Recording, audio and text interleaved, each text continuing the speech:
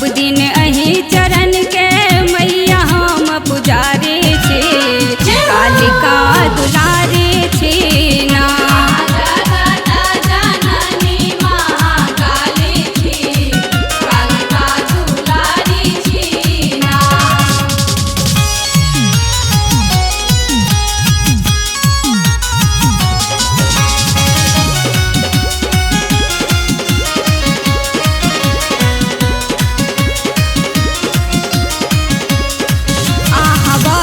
मिथिला देश हम सब काटे छी कलेश आहा वासी मिथिला